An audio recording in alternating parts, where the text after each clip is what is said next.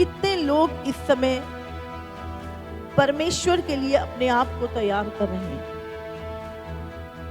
हम उस जाल में तो आ गए हैं, उस प्रभु के राज्य में तो आ गए हैं, लेकिन क्या हम एक वो अच्छी मछली हैं या वो निकम्मी मछली हैं?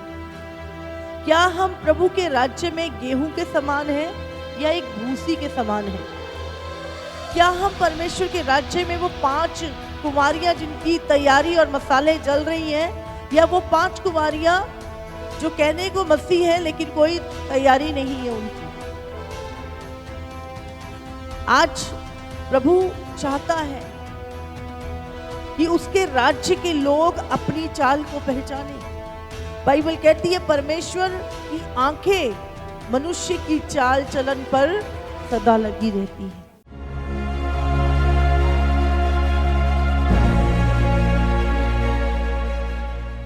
वचन निकालेंगे फिलिपियों 3 उसका 20 में लिखा है, पर हमारा सब देश स्वर्ग पर है और हम एक उद्धारकर्ता प्रभु यीशु मसीह के वहां से आने की बाट जो रहे हैं। तो हमारा सब देश कहाँ है?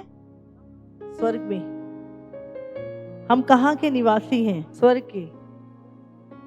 और जब हम स्वर्ग के निवासी हैं और हम इस धरती पर क्या कर रहे हैं? वो काम जो प्रभु ने हमें दिया, और दूसरा हम परमेश्वर के वहां से वापस आने की बाट जो रहे हैं। तो बाट जोना, जब हम परमेश्वर की बाट जो रहे हैं, तो हम जब एक व्यक्ति किसी की वेट करता है तो वो कामों में नहीं लगा होता फालतू के, हाँ, वो आने वाले की वेट कर रहा होता है और उसके लिए तैयारी कर रहा होता है, उससे मिलने की तैयारी कर रहा होता है।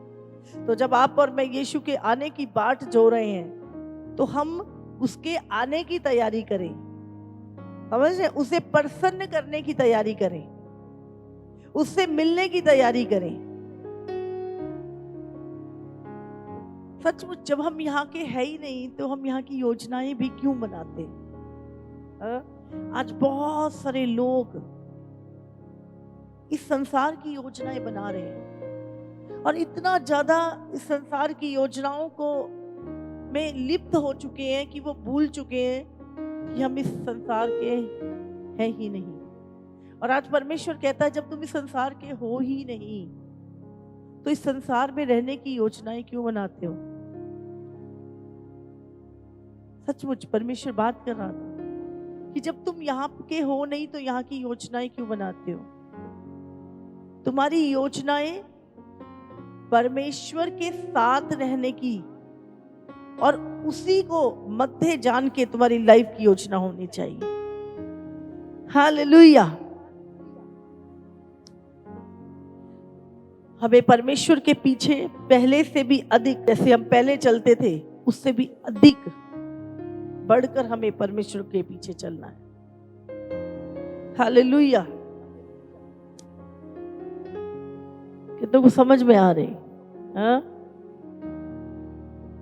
हम कई बार जैसे परमेश्वर में शुरू में होते हैं वैसे नहीं रहते और हम इस संसार की योजनाएं बनाने लगते हैं और भटक जाते हैं। और बार बार भटकने की जो आदत है वो हमें परमेश्वर से दूर करती है। बाइबल में एक वचन निकालेंगे हम, मत्ती 13। जब यीशु आएगा ऐसा नहीं है वो सबको ही ले जाएगा। मत्ती 13 का 41 भी पढ़ेंगे। मनुष्य का पुत्र हाँ। अपने स्वर्गदूतों को भेजेगा और वे उसके राज्य में से सब ठोकर के कारणों को और कुकर्म करने वालों को इकट्ठा करेंगे और उन्हें आग के कुंड में डालेंगे जहाँ रोना और दांतों का पीसना होगा। उस समय धर्मी अपने पिता के राज्य में सूर्य के समान चमकेंगे। जिसके कान हो वो सुन ले। परमेश्वर यहाँ पर बात कर रहा है कि स्वर्ग का राज्य एक जाल के समान है ना? एक जाल जब समुद्र में फेंका जाता है ना, तो बहुत सारी मछलियों को और बहुत सारा उसमें कूड़ा भी आ जाता है, बहुत सारी चीजें उसको खींच लाता है। उसके बाद वो जाल किनारे पे लाया जाता है और उसमें से जो मछुआरे होते हैं वो अच्छी अच्छी मछलियां एक साइड पर और खराब खराब मछलियां एक जगह पर करते हैं। आज जब परमेश्वर का सुसमाचार सुनाया जा रहा है, बहुत सारे लोग प्रभु में आ रहे हैं, बहुत सारे लोग आज उस जाल के अंदर, प्रभु के राज्य के अंदर आ रहे हैं। लेकिन ऐसा नहीं है कि परमेश्वर उस स्वर्ग के जाल में जितने लोग आ रहे हैं सबको स्वर्ग लेके जा रहा है। परमेश्वर क्या करेगा, यहाँ पे लिखा है, फिर स्वर्ग का राज्य उस बड़े जाल के समान है जो समुद्र में, समुद्र मतलब संसार में डाला गया और हर प्रकार की मछलियों को समेट लाया। और जब जाल भर गया तो मछुए उसको किनारे पर खींच लाए और बैठकर अच्छी अच्छी तो बर्तनों में इकट्ठा की और निकम्मी निकम्मी फेंक दी। जगत के अंत में ऐसा ही होगा। स्वर्ग दूत आकर दुष्टों को धर्मियों से अलग करेंगे और उन्हें आग के कुंड में डालेंगे जहां रोना और दांतों का पीसना होगा। और सेम हमने यहाँ भी पढ़ा 41 में भी, मनुष्य का पुत्र अपने स्वर्गदूतों को भेजेगा और वे उसके राज्य में से, किसके राज्य में से? परमेश्वर के राज्य में। अभी जो लोग सब प्रभु के राज्य में है अभी, लेकिन सब नहीं, जिन्होंने अपने आप को पवित्र किया है, जो परमेश्वर की बाट जो रहे हैं, जिन्हें वचन को सुन के उस पे चलते हैं, लिखा है वो अपने राज्य में से सब ठोकर के कारणों को और कुकर्म करने वालों को इकट्ठा करेंगे और उन्हें आग के कुंड में डालेंगे जहां रोना और दांत पीसना होगा। उस समय धर्मी अपने पिता के राज्य में सूर्य के समान चमकेंगे। जिनके कान हो वो सुन ले। कि कितने लोग इस समय परमेश्वर के लिए अपने आप को तैयार कर रहे हैं। हम उस जाल में तो आ गए हैं, उस प्रभु के राज्य में तो आ गए हैं, लेकिन क्या हम एक वो अच्छी मछली हैं या वो निकम्मी मछली हैं?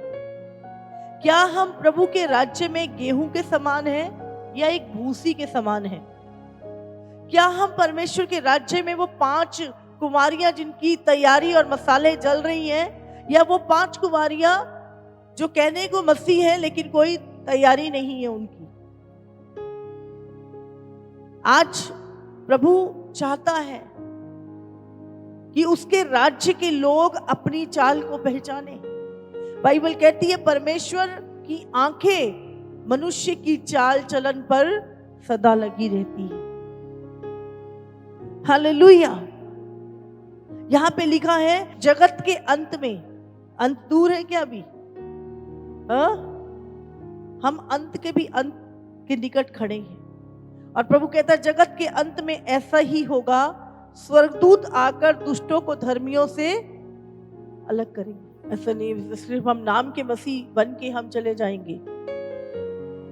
आप कोई भी क्यों ना हो, आप एक सेवक हो सकते हैं, आप एक वॉलंटियर हो सकते हैं, आप एक वर्शिप में हो सकते हैं। आपको लग रहा है आप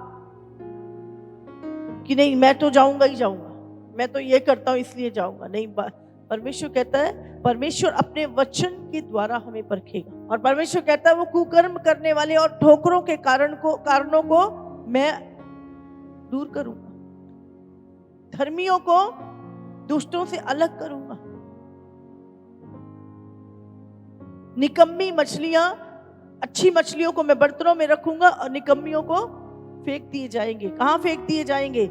आग की झील में, जहां पे रोना और दांतों का पीसना है। आज हमें अपने चाल चलन को बहुत ही ध्यान से देखना है। पवित्र आत्मा की अगुवाई, मैंने बोला रेगुलरिटी, यूनिटी, इस साल परमेश्वर के साथ एक कनेक्टिविटी हमें बना के रखनी है। बाइबल लिखा कि परमेश्वर ने सबको धार्मिकता के वस्त्र तो दिए। जिस दिन आपका उद्धार हुआ परमेश्वर ने एक एक जन को धार्मिकता के वस्त्र दिए, लेकिन क्या आपने उन वस्त्रों की रक्षा की? क्या आपने उन धार्मिकता के वस्त्रों को पहने रखा? बाइबल में लिखा है कि सचमुच अंत में जब उस धार्मिकता के वस्त्रों को जिन्होंने अपने वस्त्रों की रखवाली की। हमें अपने उस धार्मिकता के वस्त्रों की रखवाली करनी है, जिन्होंने अपने वस्त्र यीशु के लहू से धो लिए। प्रकाशित वाक्य 22:14 में लिखा है, धन्य वे हैं जो अपने वस्त्र धो लेते हैं, क्योंकि उन्हें जीवन के वृक्ष के पास आने का अधिकार मिलेगा और वे फाटकों से होकर नगर में प्रवेश करेंगे। आज परमेश्वर यही बात कर रहा है, हमें अपने आप को निकम्मी भेड़ नहीं, किसी को ठोकर खिलाने वाला नहीं, कुकर्म करने वाले नहीं, लेकिन पाक और पवित्र होके, यीशु ने कहा पवित्र बनो जैसे तुम्हारा बुलाने वाला पवित्र है। प्रतिदिन अपने कामों को चेक करना, प्रतिदिन अपने एक्शन को चेक करना, प्रतिदिन अपने बोलने को चेक करना, प्रतिदिन अपने चाल चलन को चेक करना। बाइबल में लिखा है, सचमुच धन्य है वो जो परमेश्वर का भय मानता है। वो हंसी ठट्टा करने वालों के बीच में नहीं बैठता, पापियों की मंडली में नहीं बैठता। वो दिन और रात उसको परमेश्वर की व्यवस्था से प्रसन्न रहता है। आज क्या आप परमेश्वर की व्यवस्था से प्रसन्न हैं? क्या आपको जब सभा में आते हैं आपको आनंद आता है, आप प्रभु की आराधना करते हैं, आप आनंदित होते हैं, या आपको हंसी ठट्टा करने वालों की मंडली में आनंद मिलता है? आपके एक्शन बता देते हैं कि आपके काम, आपका बोलना, आपके भीतर क्या है। हालेलुया।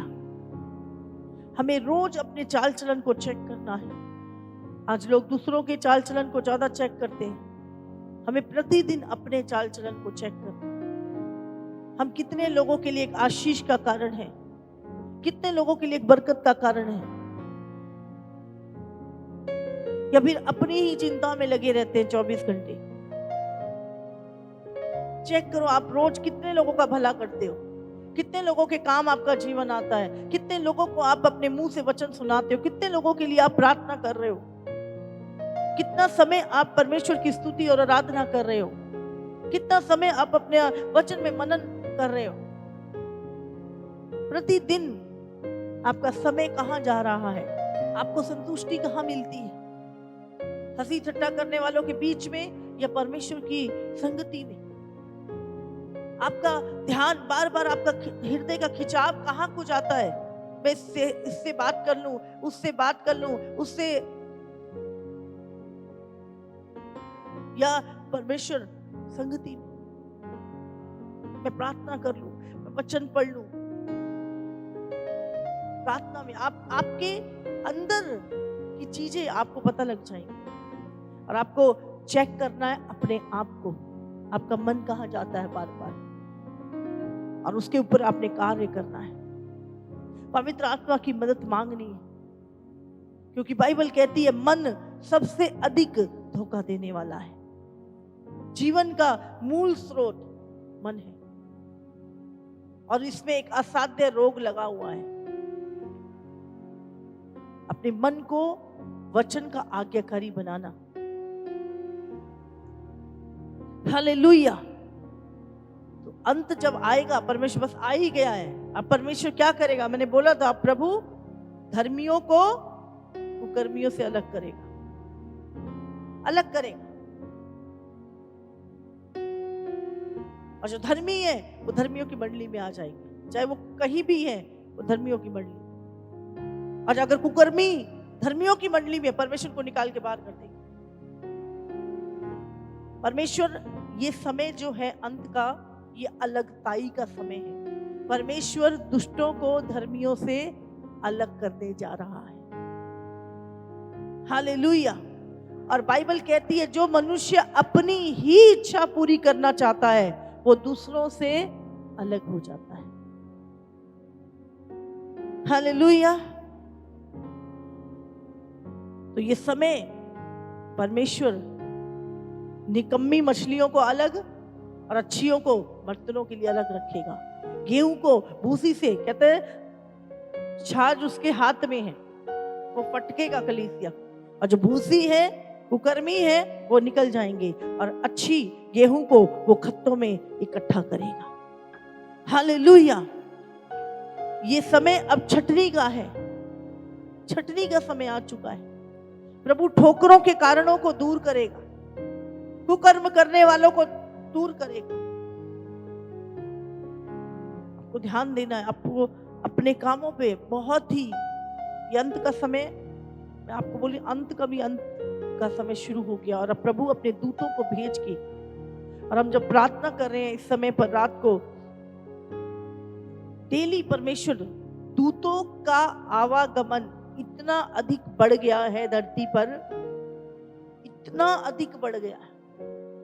डेली परमेश्वर के दूत यहाँ पे उतर रहे हैं, डेली, प्रतिदिन।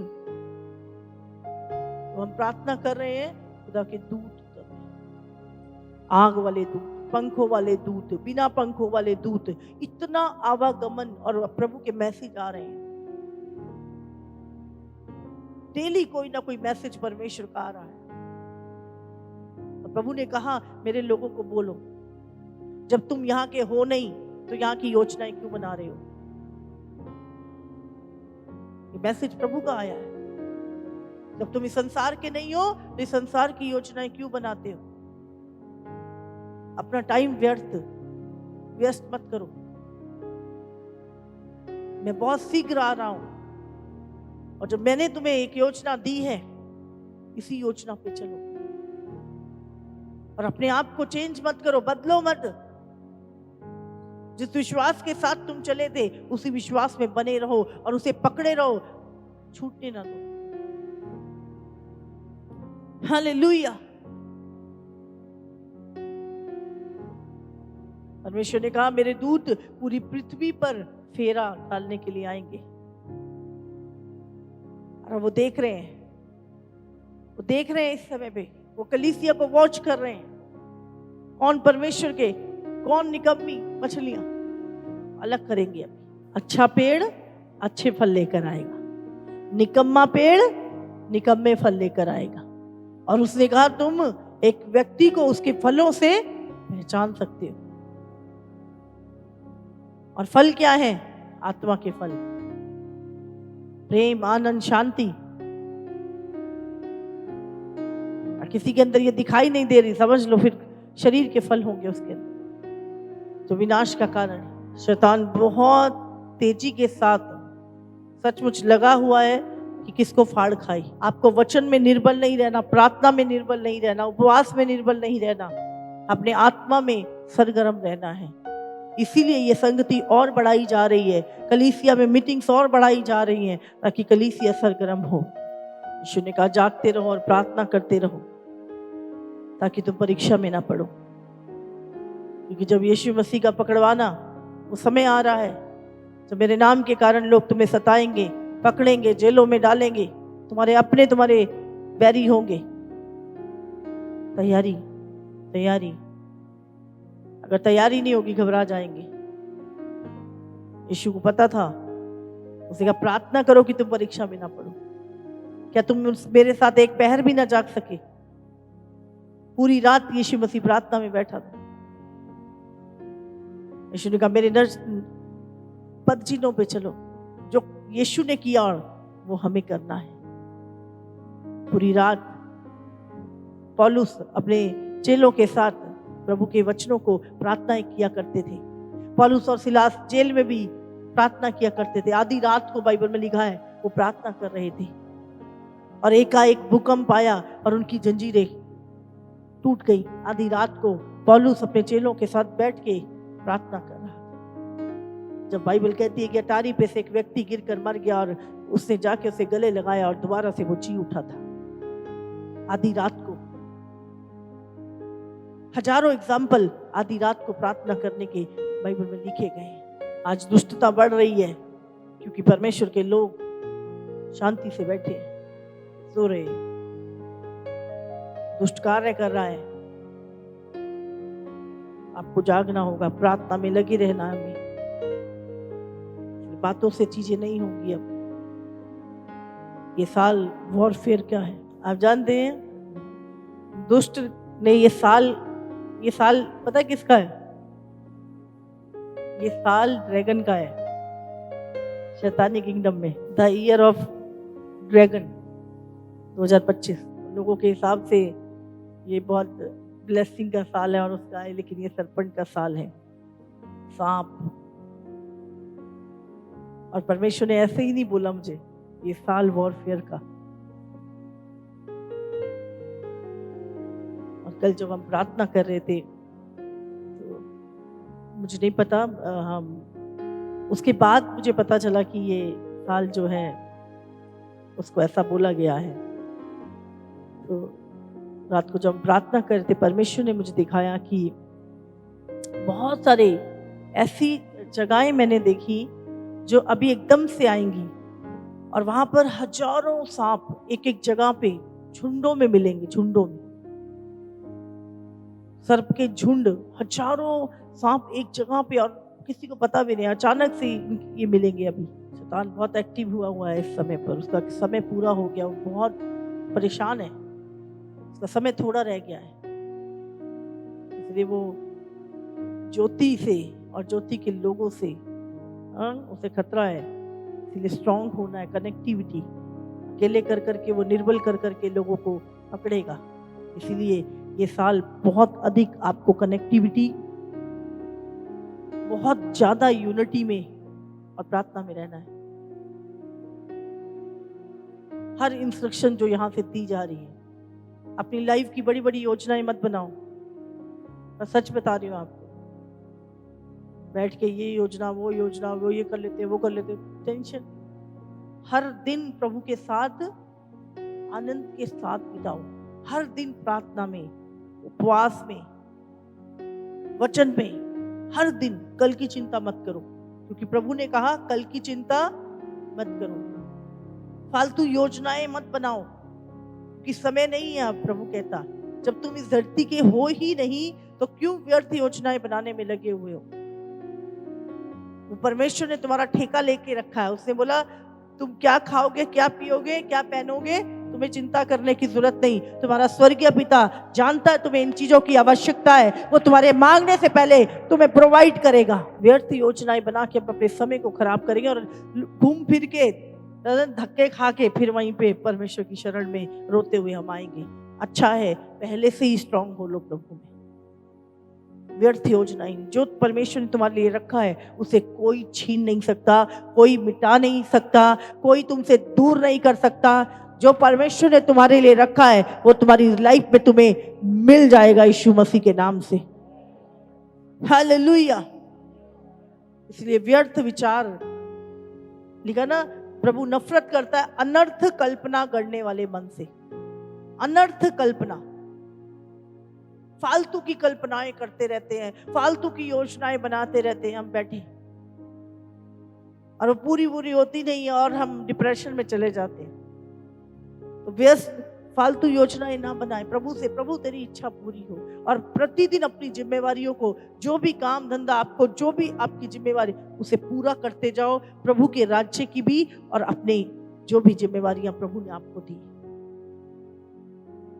हालेलुया। अनर्थ कल्पनाएं, व्यर्थ विचार, व्यर्थ योजनाएं। प्रभु बोल रहा था जब तुम हो ही नहीं इस धरती के तो क्यों फालतू की टेंशनें और योजनाएं बना रहे हो। जब हमने यहाँ पे रहना नहीं है तो क्यों टेंशन लेनी। जहां जाना है वहां की तैयारी, वहां के लिए अपने आप को प्रिपेयर करो। यीशु मसीह अगर आ रहा है तो कलीसिया को क्या करना है, बोलो? तैयारी। हमें पता है प्रभु का आगमन होने वाला, प्रभु का आना निकट है, तो कलीसिया को प्रिपेयर होना है यीशु मसीह के लिए। प्रिपेयर कब होंगे? जब कलीसिया मिलेगी, यूनिटी।